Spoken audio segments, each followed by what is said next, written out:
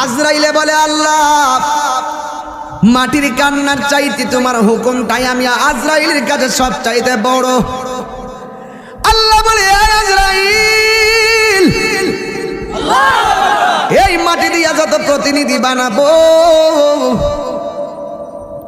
আদম সন্তান কিয়ামত পর্যন্ত যারা হবে এদেরকে দুনিয়াতে পাঠাবো। কুল্লু নাফসিন যায়িকাতুল মাউত, সকল প্রাণী মরণশীল, সবাই মৃত্যুর স্বাদ গ্রহণ করবে।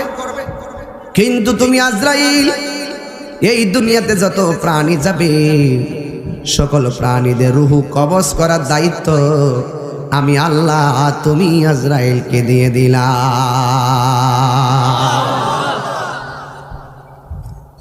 কারণ সন্তানের সামনে মা কাঁদবে, তুমি মাটির কান্না তোমার মনকে গলাইতে পারে নাই। সন্তানের সামনে মা কাঁদবে, তোমার মন গলবে না।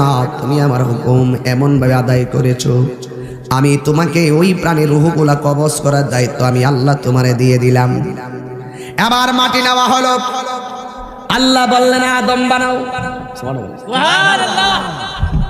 আদম বানালেন, হাত পা গলা সব বানালেন, কিন্তু চেহারাটা বানাতে পারে না। আল্লাহ রাব্বুল আলামিন কোরআনে বলেছেন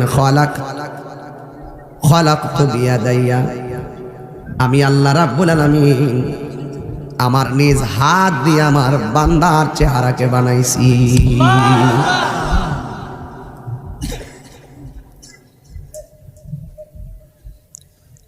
আল্লাহ রাব্বুল আলামিন বান্দা বানাইছে বড় মায়া কইরা। বান্দার ভিতরে আদমের ভিতরে রূহ দিল, রূহ যায় না। যেই মাত্র আমার নবীর নূর মুবারকটা প্রতিস্থাপন করে আদমকে আলোকিত করা হলো, রূহ এবার ভিতরে ঢুকেছে, রূহ বের হয় না। জোরে জোরে কি সুবহানাল্লাহ বলা যাবে না?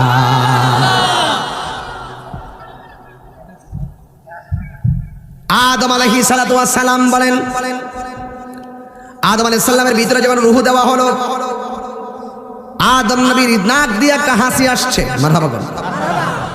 আর আদম নবী সর্বপ্রথম যেই কথাটা বলছেন সেই কথাটাই ছিল আলহামদুলিল্লাহ। আদম আলাইহিস সালামের প্রথম ডায়লগ হলো আলহামদুলিল্লাহ। আলহামদুলিল্লাহি রাব্বিল আলামিন।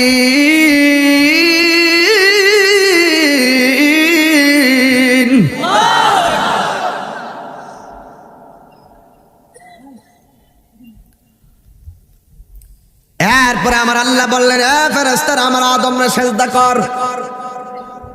আদম সন্তান তো আমরা, এই জন্য গোড়ার থেকে টান দিয়েছি আর কি। অন্তত এই প্রজন্ম এই ইতিহাস জানতে হবে। আর কোন সময় জানবে, পড়বো কোন সময়, জানবো কোন সময়, ওয়াজে শুনলে মনটা হয় বেশি। আদম আলাইহিস সালাম বললেন, আল্লাহ ফেরেশতারা আমার পিছনে কি করে? আল্লাহ বললেন, হে আদম তোমার পিঠের মধ্যে আমার রাহমাতুল লিল আলামিনের নূর মুবারক রাখছি।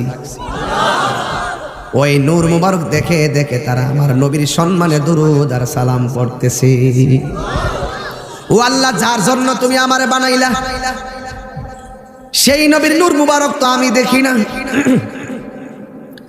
আমার নবীর নূর মুবারকটা আদম আলাইহিস সালামের কপালের মধ্যে প্রতিস্থাপন করা হলো। আদম আলাইহিস সালাম বলেন, আল্লাহ চোখের গোড়ায় যদিও নবীর নূর, চোখ দিয়ে দেখি না। যেমন কেউ যদি কপালের মধ্যে টিপ করে চোখ দেখি দেখা যায়। আদম আলাইহিস সালাম বলেন, আল্লাহ তোমার বন্ধুর নূর মুবারক তো আমি দেখি না। এরপরে আদম আলাইহিস সালাম নিজের চোখের সামনে আঙ্গুলগুলো এইভাবে করলেন, সুবহানাল্লাহ। আমার আল্লাহ আদম আলাইহিস সালামের দুইটা নখ আয়না বানাই দিছে। আয়নার সামনে দাঁড়ালে যেমন করে চেহারা দেখা যায়, কপাল দেখা যায়, ব্রু দেখা যায়, ঠোঁট দেখা যায়, নাক দেখা যায়, এমন ভাবে আদম আলাইহিস সালাম নিজের দুইটা আঙ্গুল এইভাবে চোখের সামনে করলেন। আমার আল্লাহ আদম নবীর দুইটা আঙ্গুলের নখ মুবারককে আয়না বানাইয়া দিয়েছে। আর আয়না যখন হয়ে গেছে, আদমের কপালের নূর মুবারকটা আদম আলাইহিস সালামের আঙ্গুলের নখের মধ্যে জলমল জলমল করা শুরু করেছে। এত সুন্দর নবীর নূর একটু হালকা একটু একটু দিয়ে রাখি, তাহলে সফট হয়ে যাবো আর কি, হালকা এখন হার্ড আর কি। আবার ইয়া করো না, লাগাই দিব বাদ দাও, দরকার নেই। আদম আলাইহিস সালাম যখন এইভাবে আঙ্গুল মুবারকটা দেখলেন, দেখার পরে ওই নূর মুবারকটা দেখা নিজের আর সামলায় রাখতে পারে নাই, ওই দুইটা আঙ্গুলের মধ্যে চুমা দিয়া চোখের মধ্যে লাগাইয়া দিছে। দুনিয়ার জমিনে ঘটনাটা যখন সিদ্দিক আকবর অবলোকন করলেন, মসজিদের মধ্যে আজান হয়ে গেল। আজান হওয়ার পরে আশহাদু আন্না মুহাম্মাদার রাসূলুল্লাহ,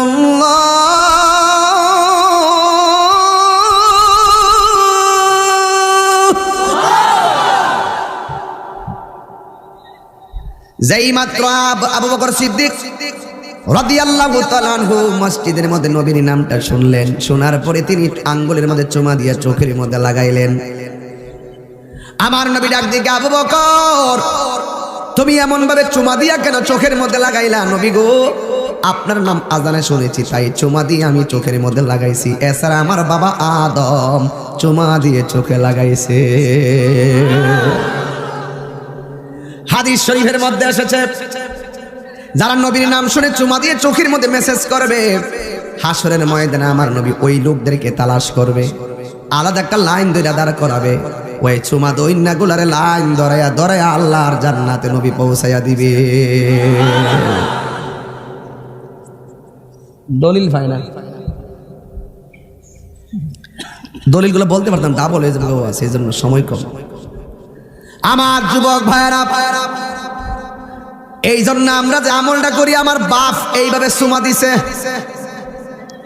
বাপের আসল ফুট যারা বাপের কথা মানে, যারা বাপ মানে না ওরা বিয়াদ্দপ। আমার বাপের চুমা দিছে তাই আমরা চুমা দেই, কথা কোন ঠিক কিনা? আমার নবী, আপনার নবী রহমাতুল লিল আলামিন নূর মুবারক আদম নবীর কফল মুবারকে ওই মুহূর্তে আমার আল্লাহ ডাক দিয়ে, ওয়া ইয কুলনা লিল মালাইকাতি ইসজুদু লি আদামা ফাসাজাদু ইল্লা ইবলিস। আল্লাহ রাব্বুল আলামিন সব ফেরেশতাদেরকে বললেন,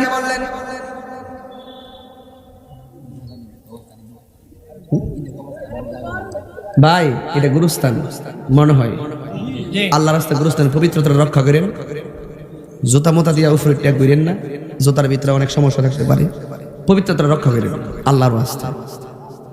এই জন্য আমি ওয়াজটা ধরছি এখান থেকে। আসলাম কোথায় থেকে, কোথায় ছিলাম, কোথায় আসলাম, কোথায় যাব, ওই ছিলাম যেখানে ওই জায়গার ধরছি, আসছি যেখানে এখানে আসবো, যেখানে যাব সময় থাকলে সেখানেও যাব, কিন্তু আপনার মাঝখান দিয়া আওয়াজ করেন। আমি এইভাবে কথা ওয়াজ করি, টোটা পয়েন্টে ওয়াজ করার টাইম সময় লাগে না আমার, আজকের সময়টা পাইছি কথা বলতেছি আলহামদুলিল্লাহ।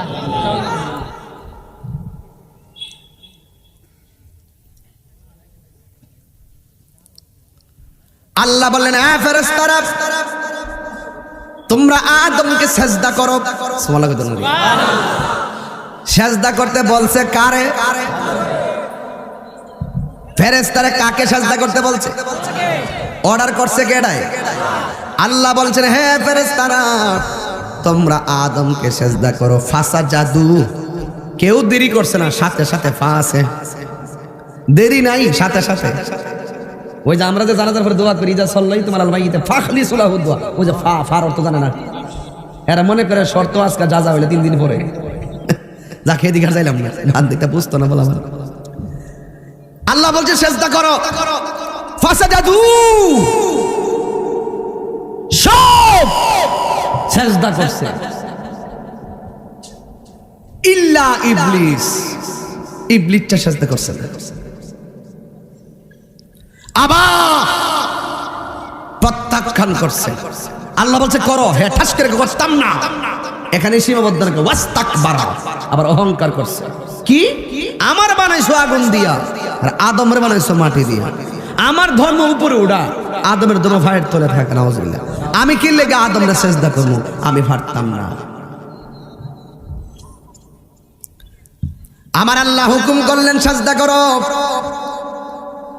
আদম আলাইহিস সালামকে সবাই সাজদা করলো, কিন্তু ইবলিস আদম নবীকে সাজদা করে নাই।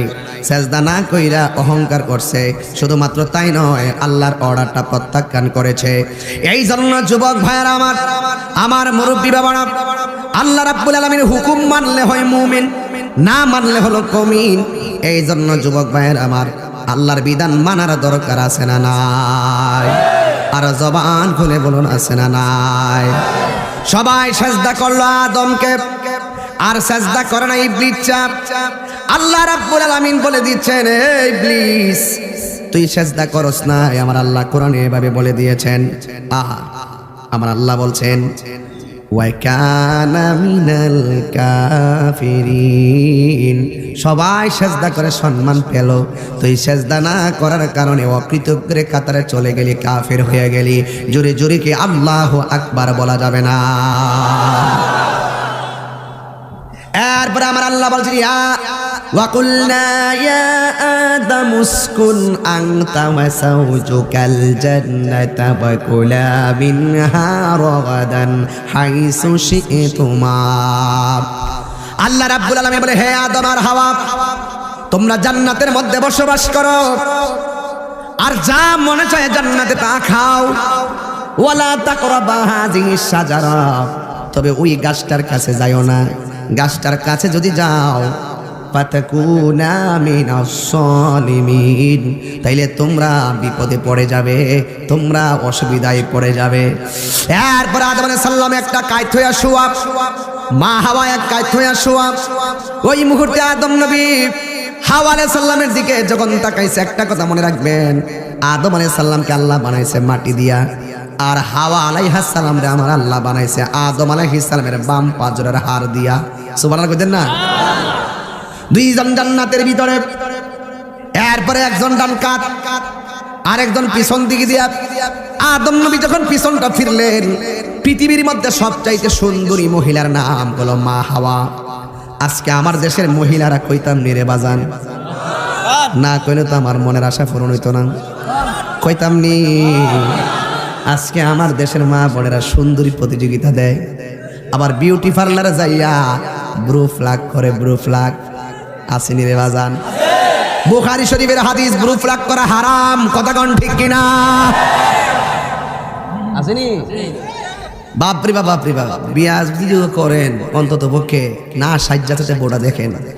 এখন এমন সাজা সাজে, উপরের চামড়া সাদা বানায়ালায়, আর জামাই সালাক যারা হেরা বাসা যাই, আপনি মুখটা ধুয়ে উজু করে আসেন। উজু করে আওয়ার পরে দেখে ওই সুন্দর বান্দর হয়ে গেছে। উপরের প্রসাদনী সব পানির সাথে ভেসে গেছে, আর তাইনে বাসর ঘরে ফেসে গেছে।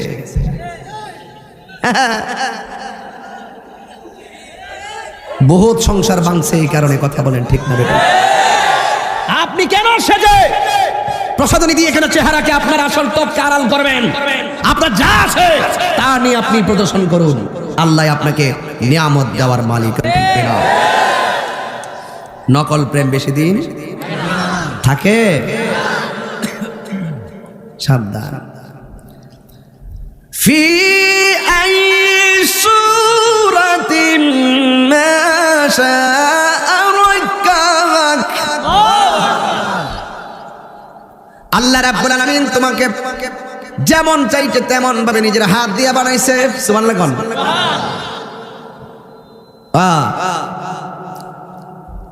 আমার আল্লাহ কুদরতি হাত দিয়ে বানাইছে।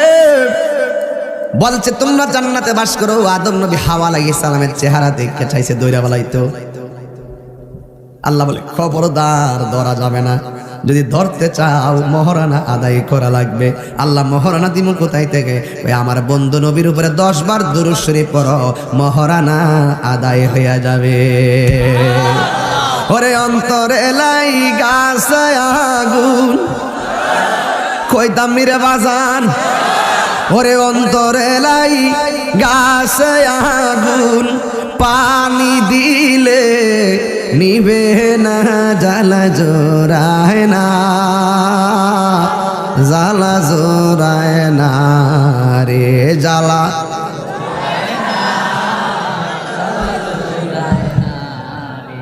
প্রথম আইসি তো বাউ পাইতাছি না আর কি, আজকে আমিও সারাটা লাগাই দিয়ে যাই, এরপর একটা পর হইব নি, কথা কোন ঠিক না বেটি? অন্তরে লাইক আছে আগুন, মানে কি চুলার আগুন? কিসের আগুন? প্রেমের আগুন। কিসের আগুন? বনের আগুন পানি দিলে নিবে, প্রেমের আগুন কি পানিতে ডুব দিলে নিবে? ওরে অন্তরে লাইক গাছে আগুন, পানি দিলে নিবে না, জ্বালা জোড়ায় না, যার জ্বালা চিনি রে বাবা, ও গো যার জ্বালায় কে সে জানে, মনের ব্যথা বুঝবে কে মুর্শিদ বিনে। বুঝলে না তাহিরের অর্থ? বুঝলে না? খালি দোকান ফটো বইয়া ফুট্টু ফুট্টু নে করতে পারে, অর্থ তো বুঝে না বাজার। আমার জ্বালা আমার, তোমার জ্বালা তোমার, আমার কবর আমার, তোমার কবর আমার, তুমি কেন আমাকে নিয়ে নাক গলাবে দোস্ত? ও দোস্ত, তুমি কেন আমাকে দিয়ে নাক গলাবে রে দোস্ত? তোমার চিন্তা তুমি করো, আমার চিন্তা আমি করি। আমি মারা গেলে আমার কবরের কষ্টের ভাগ পৃথিবীর কেউ নিবে না, কিন্তু আমি মারা গেলে আমার সম্পত্তির ভাগ নিতে আমার সন্তান ভুল করবে না। এই জন্য বলতেছি, ওরে অন্তরে লাইক গাছে আগুন, পানি দিলে নিবে না, জ্বালা জোড়ায় না। আরে আদম আলাইহিস সালাম ধরতে গেছে, সুবহানাল্লাহ। এর লাগে আমরা দেশের ফুলাফান রাস্তার মোড়ে মোড়ে ফুরি ফাইনতে দেখলে একটা ভিতরে একটা লারা মারে, এই লারাটা আমার বাপের দিছিল আর কি, আমার আব্বারে দিছিল আর কি, এর লাগে আমরাও দেয়। তখন আব্বারে যেমন আল্লাহ কইছে এই ধরতে গেলে মোহরানা লাগবে, তা আপনিও একটা মাইয়ারে ধরতে গেলে বিয়া করে মোহরানা দিতে হবে। এটাই তো এটা, এটাই তো এটা, বুঝে না ওয়াজ, বুঝে না। আপনারা মনে একটু কষ্ট হইতেছে, বুঝাইছি আমি। আমার ওয়াজ বুঝতে কি খুব মজা লইতেছেন নাকি আপনারা? দরকার আরে আল্লাহ রাব্বুল আলামিন কইজন গেছিলাম আদম আলাইহিস সালাম, সব খাইবা গাছের কাছে যাও না।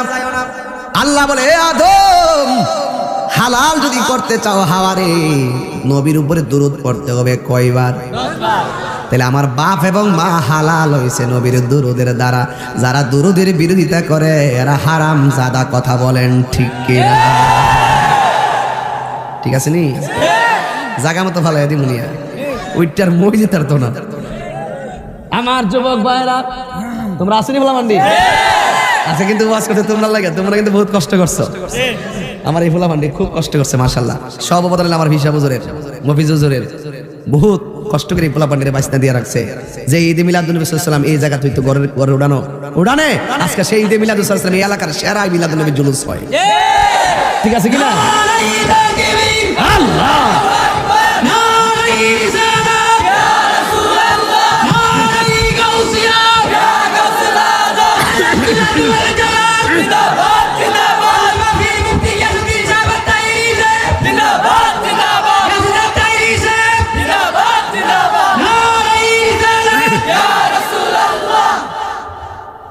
খুশি না বেজার? তাইলে নবীর উপরে দরুদ বলে লাভ না লস? ইন্না দুআ মাওকুফুন বাইনা সামাই ওয়াল আরদ লা ইয়াসআদু মিনহু শাই হাত্তা তুসাল্লি আলান নবী সাল্লাল্লাহু আলাইহি ওয়াসাল্লাম। সব দোয়া আসমান এবং জমিনের মাঝখানে ঝুলন্ত অবস্থায় থাকে, এমন কোন শক্তি নাই দোয়াটা আল্লাহ পর্যন্ত পৌঁছাবে। যখন নবীর উপরে দরুদ পড়া হয় এই দোয়া ডাইরেক্ট আমার আল্লাহর দরবারে কবুল হয়ে যায়। হাসরের ময়দানে জাহান্নামের উপরে পুলসিরাত হবে, ঘোর অন্ধকার হবে, ঘোর অন্ধকার হবে। আমার নবী বলে যারা আমি নবীর উপরে দুরূদ শরীফ পড়বে আমার আল্লাহ রাব্বুল আলামিন ওই পুলসিরাতের অন্ধকার রাস্তা নবীর দুরূদের উসিলায় আলোকিত করে দিবে। এই জন্য আল্লাহ কোরআনে বলেছেন ইন্নাল্লাহা ওয়া মালাইকাতাহু ইউসাল্লুনা আলান নবী ইয়া আইয়ুহাল্লাযীনা আমানু সাল্লু আলাইহি ওয়া সাল্লিমু তাসলিমা আল্লাহুম্মা সাল্লি আলা সাইয়্যিদিনা জাহিদ হ্যাঁ হ্যাঁ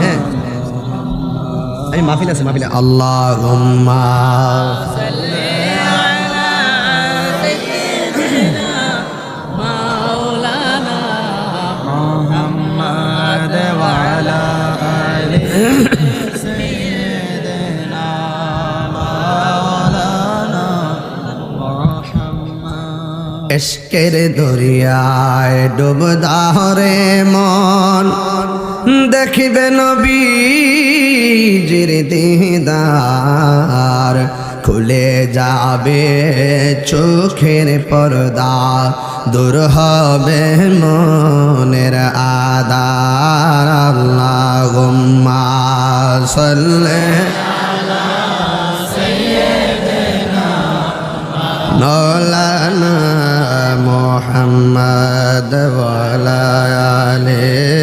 সাইয়্যিদিনা।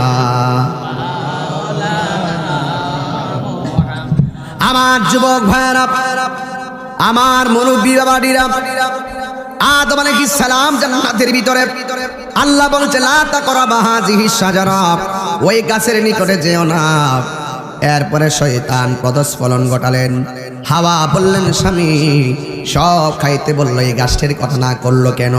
আদম আলাইহিস সালাম বললেন আল্লাহর বিধান অমান্য করা যাবে না, আল্লাহর হুকুম তামিল করতে হবে। এই দিক দিয়ে শয়তান ইন্ধন দিল, হাওয়া কেন না করছে জানোনি? এই গাছের ফল খাইলে আজীবন তোমরা জান্নাতি হয়ে যাবে, আল্লাহ তোমাদেরকে নিয়ামতের জান্নাত থেকে বের করে দিবে, এই জন্য তোমাদেরকে গাছের ফল খাইতে নিষেধ করেছে। এই ফল খাইলে তোমরা আজীবন জান্নাতি হবে। তুমি কি চাও না আজীবন তোমরা জান্নাতি হও? অবশ্যই চাই বলে আদম আলাইহিস সালাম রে বললেন স্বামী এই ফলটা খাওয়াই লাগবে। স্বামী বলে না না, আল্লাহর বিধান অমান্য করা যাবে না। আপনি কি চান না আমরা দুইজন জান্নাতে আজীবন থাকি? এরপরে হাওয়া আলাইহিস সালামের মনের তুষ্টির জন্য শেষ পর্যন্ত গাছের নিকটে গেল, ফল মুখের মধ্যে দিল, আস্তে আস্তে জান্নাতের ড্রেসগুলো পরে যাইতে শুরু করলো। কিন্তু আদম আলাইহিস সালাম এই দৃশ্য দেখা দিলেন, একটু পিছনে ঘটলেন, কিন্তু ওই ফলটা পিছন পিছন যাচ্ছে। আদম আলাইহিস সালাম মুখের মধ্যে দিয়েছিল, কিন্তু কন্ট্রোলারিতে যাওয়ার পরে তিনি এইভাবে চাপদা ধরছিলেন। চাপ দেওয়ার কারণে আমাদের কন্ট্রোলারিটা এই দিক দিয়ে একটু উঁচা, এই দিক দিয়ে একটু উঁচা। এই আদম আলাইহিস সালাম এইভাবে চাপ দিয়ে ধরছে দেখে এই জায়গাটা উঁচা, আর হাওয়া আলাইহিস সালাম ধরে নাই, ডাইরেক্ট গিল্লা ফেলাইছে। এই জন্য মহিলাদের এখানে কন্ট্রোলারি নাই। এই জন্য পুরুষে কিছু কথা দইরা রাখতে পারে, মহিলার কাছে কথা বললে দইরা রাখতে পারে না, আর একজনের কাছে বইলা দেয়।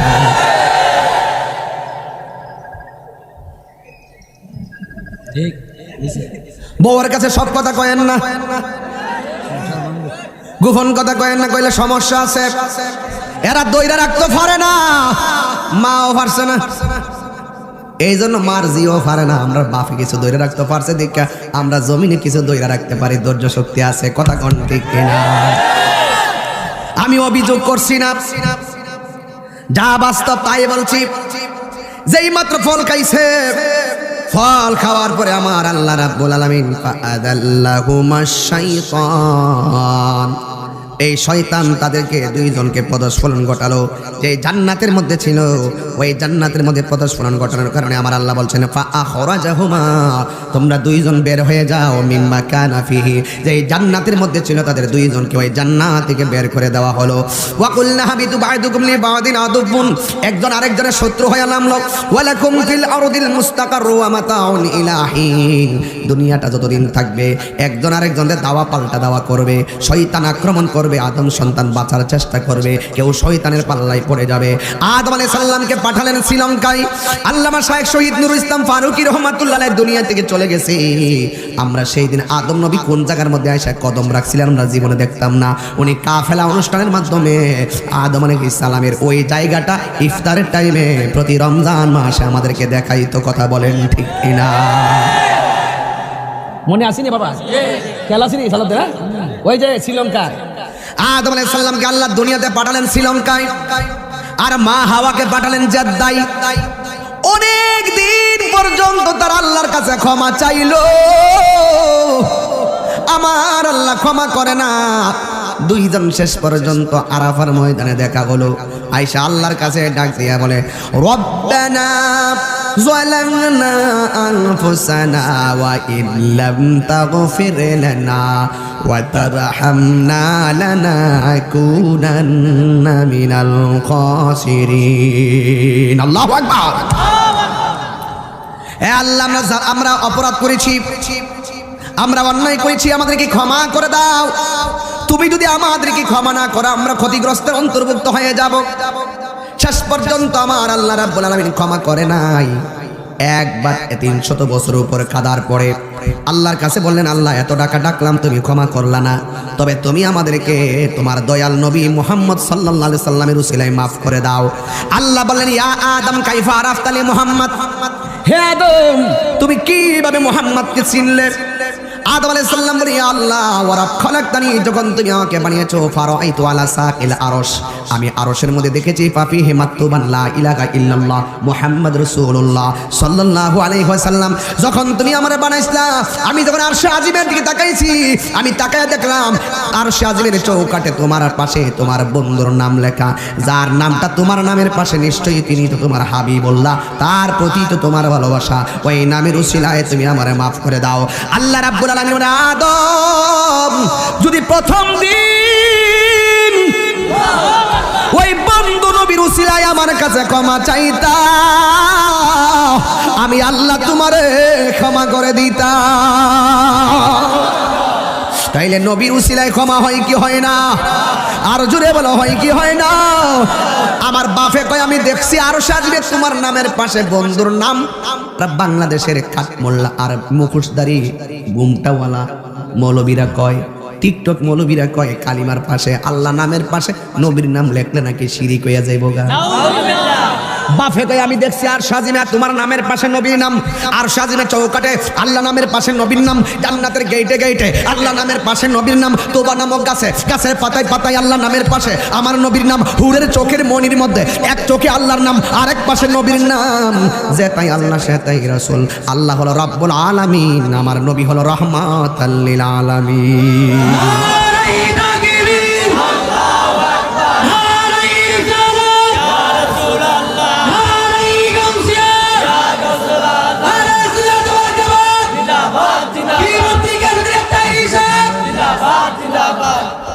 পুরান হাদিস খুলে দেখো, আদম তো সামান্য নয়, যাইয়া দেখো পাক কোরআনে সূরাতুল আল বাকারাতে, যাইয়া দেখো পাক কোরআনে সূরাতুল আল বাকারাতে, বলিয়াছে পাকো যাতে, বলিয়াছে পাকো যাতে, আদম হাওয়া হইতে জুদা নয়। কোরআন হাদিস খুলে দেখো, আদম তো সামান্য নয়, যাইয়া দেখো পাক কোরআনে সূরাতুল মায়েদাতে, বলিয়াছে পাকো যাতে, বলিয়াছে পাকো যাতে, রাসূল খোদা হইতে জুদা নয়। কোরআন হাদিস খুলে দেখো, আদম তো সামান্য নয়। জোরে জোরে কি সুবহানাল্লাহ বলা যাবে না?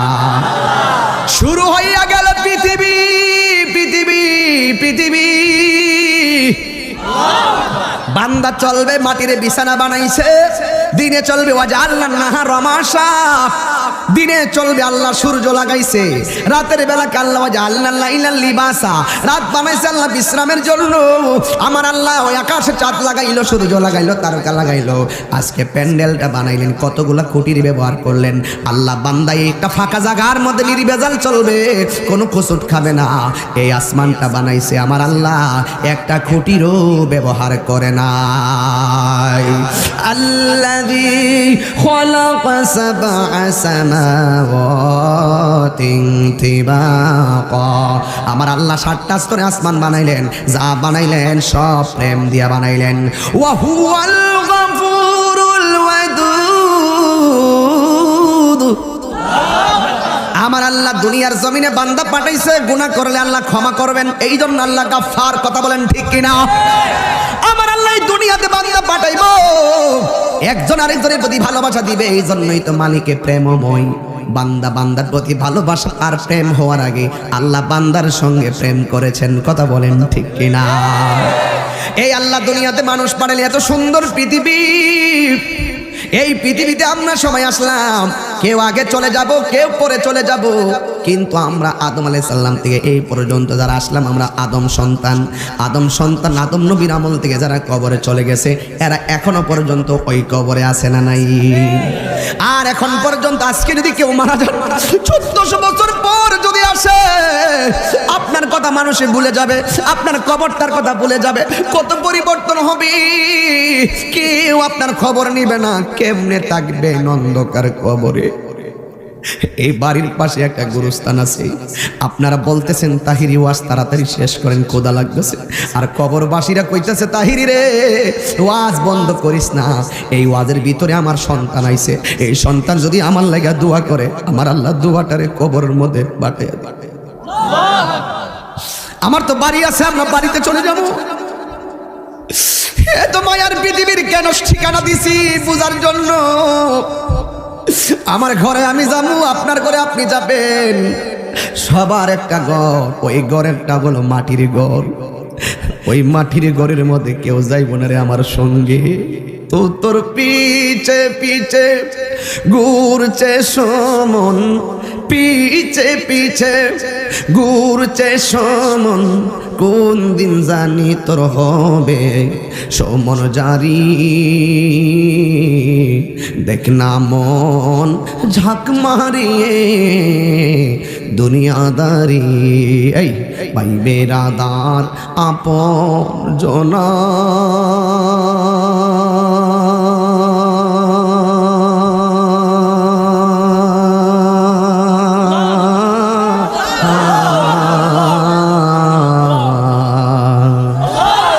সঙ্গে তোমার কেউ যাবে না।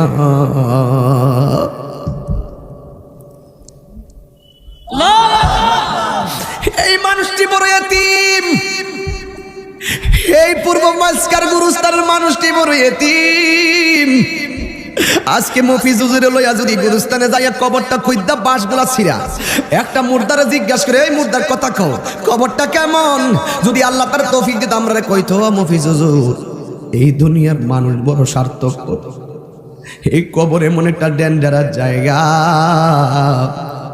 দুনিয়ার কোনো মানুষ সহযোগিতার কোনো সুযোগ নাই। দিনে রাইতে শুধু আযাব আর আযাব, কষ্টের জন্য কত কান্না করি কাউরে বলতে পারি না।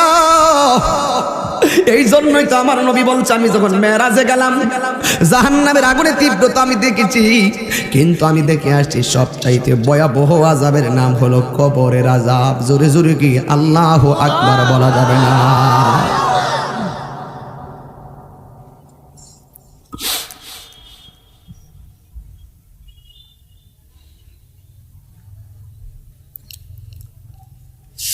আমার যুবক ভাইয়েরা, এই জন্যই তো নবীর একজন সাহাবী যার নাম হলো উসমান যুন্নুরাইন রাদিয়াল্লাহু তাআলা আনহু, সব সময় মনটা আনন্দ থাকতো। গুরুস্থানে গেলে চোখের পানি ফালায়া কাঁদতো। জিজ্ঞেস করা হয় ওসমান সব জায়গায় গেলে আপনি আনন্দিত, কবরস্থানে গেলে কেন আপনি চোখের পানি ফালায় কাঁদেন? উসমান যুন্নুরাইন জান্নাতের টিকিট পাওয়া ব্যক্তিরা কি কয় শুনেন। ডাক দিয়া বলে আমার নবী আপনার নবী রাহমাতুল লিল আলামিন বলেছেন এই দুনিয়াতে এই পৃথিবীতে যাওয়ার পরে আখিরাতের প্রথম মঞ্জিলের নাম হলো কবর। এই কবর যার ভালো হইয়া যায় হাসরের ময়দান ভালো হইয়া যায়। ভাই বেরাদার আপন জনা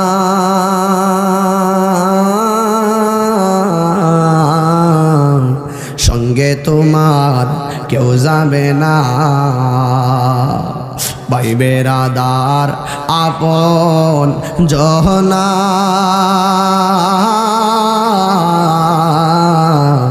সঙ্গে তোমার কেউ যাবে না। ও তুমি আইসো একা যাইবা একা,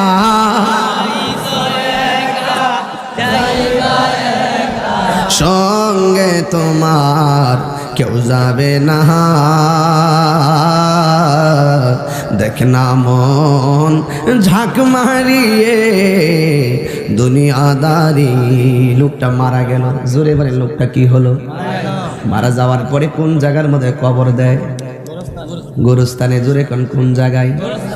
গোরস্থানের একটু মাটি বাহিনা করে রাখে রে, এখনই তোর আসতে পারে চলে যাওয়ার ডাক।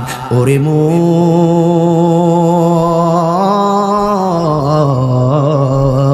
গোরস্থানের একটু মাটি বায়না করে রাখে রে, এখনই তোর আসতে পারে চলে যাওয়ার ডাক। কাঁদিস না মন শিশুর মতো, এমনই তো হয়। এই তো জীবন অন্যের দেয়া, তোর তো জীবন নয় রে, তোর তো জীবন নয়। খাঁচার ভিতর প্রাণের ময়না চিরদিন আর আপন রয় না, খাঁচার ভিতর প্রাণের ময়না চিরদিন আর আপন রয় না। হঠাৎ করে পালিয়ে যাবে একটু পেলে ফাঁকে রে, গোরস্থানের একটু মাটি বাইনা করে রাখে রে, এখনই তোর আসতে পারে চলে যাওয়ার ডাক। কথা কোন ঠিক না? এই আয়াতটা পড়ার পর এমন জোরে আল্লাহকে ডাক দিবেন যেন এই ডাকের উসিলায় আল্লাহ কবর আযাবটা মাফ করে দেন। ওয়া মা তাদরিনা সুমবি আই আরদিন তামুত।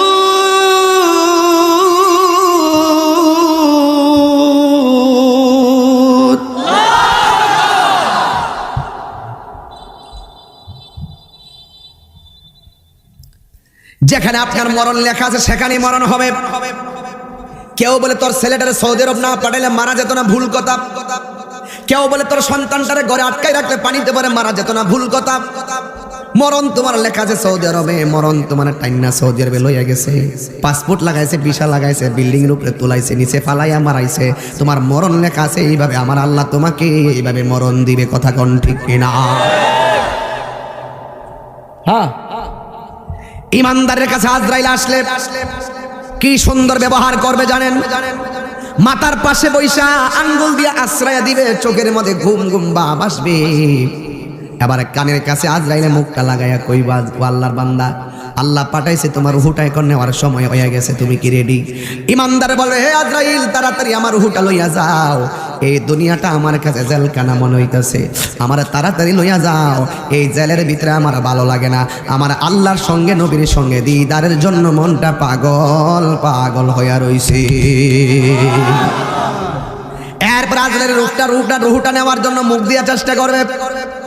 আল্লাহর বান্দা ইমানদার বলবে, না না, এই মুখ দিয়ে রুহ নেওয়া যাবে না, আমি জবান দিয়ে আল্লাহর জিকির করি। কান দিয়ে নিতে চাই, কয় না আল্লাহর ডাক শুনি। আবার চোখ দিয়ে নিতে চাই, কয় না না, আল্লাহর কুদরত আমি দেখি। আল্লাহর আজরাইল ডাক দিয়া বলে, আল্লাহ, তোমার বান্দা মুখ দিয়ে রুহ নিতে দেই না, কান দিয়ে রুহ নিতে দেই না, চোখ দিয়ে রুহ নিতে দেই না, কোন দিক দিয়ে রুহটা নিমু? আমার আল্লাহ ডাক দিয়ে বলে, আজরাইল, তোমার হাতের তালুর মধ্যে আমি আল্লাহর নামটা লেখো। আল্লাহর নামটা লিখবে, ওই আমার ইমানদারের চোখের সামনে যাই নামটা ধরো। এবার ইমানদারের চোখের সামনে পূর্ব মাইস্কারাই সেইভাবে নামটা ধরবে। ইমানদার যার প্রেমের পাগল, সেই নাম দেখলে তো ফানা হইয়া যায়। ইমানদার আল্লাহর নামটা দেখে আল্লাহর নামের উপরে ফানা হইয়া গেল। এই সুযোগ দিয়ে আজরাইল রুহুটারে এমন ভাবে বের করে নিয়ে যাবে, মায়ের স্তন থেকে সন্তান দুধ পান কইরা যেমনে ঘুমাইয়া যায়, সন্তান এমন ভাবে ঘুমাইয়া যাবে যারা পরিমাণ টের পাবে না। কিন্তু মরণ না, মরণ রবিশ, মরণ খবিস, মরণ সহজ, মরণ কঠিন। বেঈমানের সামনে যখন আজরাইল আসবে, তার রগগুলো টাস টাস করে ছিঁড়ে যাবে, হাড্ডিগুলো টাস টাস করে গলে যাবে। এক আল্লাহর বান্দার কাছে আজরাইল আসলো, মৃত্যু হয়ে গেল। মরণ হওয়ার পরে কবর করতে গেল, কবর পুরা শেষ হয়ে গেল। কিন্তু যেই লোকটা মারা গেছে, লোকটা 5 ওয়াক্ত নামাজ পড়ে, লোকটা রোজা রাখে, লোকটা হজ করে। বন্ধুরে আমার, আমার, লোকটা আমলের কোনো ত্রুটি নাই, কিন্তু লোকটা মারা যাওয়ার পরে মানুষ যখন কবর করতে গেল, যাওয়ার পরে কবর করা শেষ, কিন্তু দেখে কবরের ভিতর থেকে একটা সাপ বাইরিয়া যায়। কবর কুড়াইলাটা দৌড়ায় আবার আরেকটা কবর কুড়ে, ওই কবর কুড়া শেষ হয়ে গেল, আবার দেখে একটা সাপ বের হয়ে যায়। মানুষ বড় চিন্তায় পড়ে গেল। আল্লাহর বন্ধুর কাছে যাইয়া বলে, ও বন্ধু, এই লোকটা ভালো মানুষ ছিল, লোকটা মারা যাওয়ার পরে কবর কুড়া শেষ হয়ে যায়, তাকায় দেখি কবরের ভিতরে শুধুমাত্র সাপ দেখা যায়। এবার আল্লাহর বন্ধু ডাক দিয়ে বলেন, খবরদার, দুইটা কবর করছো, 3 নম্বর আর একটা কবর করো। সাপ থাকলেও এই লোকটারে সাপ সহকারী কবরের মধ্যে দাফন করবা, না থাকলেও দাফন করবা। 3 নম্বর কবরটা করে শেষ হয়ে গেল, কিন্তু সাপ নাই। তার জানাজার নামাজ হলো, কবরে নামাইবার সময় যখন হলো, বন্ধুরে আমার যেই মাত্র কবরের মধ্যে লাশটা নামাইব, ওই মুহূর্তে দেখে কবরের ভিতরে সাপ ঢুকে গেছে। এই সাপের মধ্যেই লাশটারে ফালাইয়া কোন রকম ভাবে মাটি দিয়ে দৌড়াইয়া চলে আসছে। এত বড় একটা চাঞ্চল্যকর ঘটনা, সবাই বলা বলি শুরু করলো। লোকটা 5 ওয়াক্ত নামাজ পড়ে, কিন্তু লোকটার কবরে কেন সাপ দেখলাম? কারণটা কি? সারা জীবন বাহিরে ভালো মানুষ ছিল, নামাজ পড়তো, রোজা রাখতো, ভালো ব্যবসা করতো, কিন্তু তার মধ্যে কোনো ত্রুটি আছে কিনা একমাত্র তার স্ত্রীরে জানাইলে সব পাওয়া যাবে। কথা বলেন ঠিক কিনা? হাদিস শরীফের মধ্যে এসেছে, স্বামী যদি মারা যায়, স্ত্রী যদি বলে আমার স্বামীটা বড় ভালো মানুষ ছিল, আমার আল্লাহ স্বামীটারে জান্নাত দিয়া দেয়। আর স্ত্রী মারা গেলে স্বামী যদি বলে আমার স্ত্রীর মতন এমন লোক আমি আর কখনো দেখি নাই, খুব ভালো ছিল, আমার আল্লাহ রাব্বুল আলামিন স্বামীর এই মন্তব্যের কারণে আমার আল্লাহ স্ত্রীটাকে জান্নাত দিয়া দেয়। এই জন্য আমার যুবক ভাইয়েরা সবাই স্ত্রীর কাছে চলে গেল, যাইয়া ডাক দিয়া বলে, হে আল্লাহর বান্দি, তোমার স্বামী তো 5 ওয়াক্ত নামাজ পড়তো, তোমার স্বামী তো রোজা রাখতো, তোমার স্বামী তো ব্যবসা করতো, ভালো ব্যবসায়ী, তোমার স্বামীর মধ্যে এমন কিছু আসেনি যেই কাজের কারণে কবরে দেওয়ার আগে সাপ আসতে পারে? আমরা তো জীবনে দেখি নাই তার কোনো ত্রুটি, তোমার চোখের মধ্যে কোনো ত্রুটি ধরা পড়ছেনি। স্ত্রী ডাক দিয়ে কয়, এলাকাবাসী যা আপনারা জানেন না, আমি একটা জিনিস জানি, আমি 1000 বার স্বামীটার নিষেধ করেছি, তারপরও মানে নাই। জিজ্ঞাসা করা হয় কি? কয় কি মানে? আমার স্বামী ব্যবসা করতো, ওজন দিয়া ব্যবসা করতো, কিন্তু ওজনের পণ্য দ্রব্যের সাথে আমার স্বামী সব সময় পাথর মিশাইয়া এটা ওজন করে বিক্রি করতো। আমার মনে হয় আমার স্বামী দুনিয়ার জমিনে মানুষকে ঠকাইছে, আমার আল্লাহ তারে কবরে যাওয়ার পরে শাস্তির ব্যবস্থা করে দিয়েছে।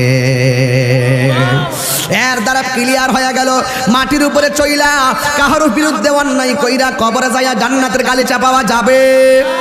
মাটির উপরে চইলা সুদ খাইয়া কবরে জান্নাতের বিছানা পাওয়া যাবে? মাটির উপরে মায়ের বুকে লাথি মাইরা কবরে যাইয়া আল্লাহর রহমত পাওয়া যাবে?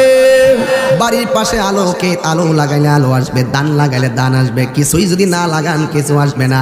দুনিয়ায় ভালো কাজ করলে কবরে ভালো বিছানা পাবেন, খারাপ কাজ করলে কবরে যাওয়ার পরে আমার আল্লাহ তোমাকে শাস্তি দিবে। কথা বলেন ঠিক কিনা?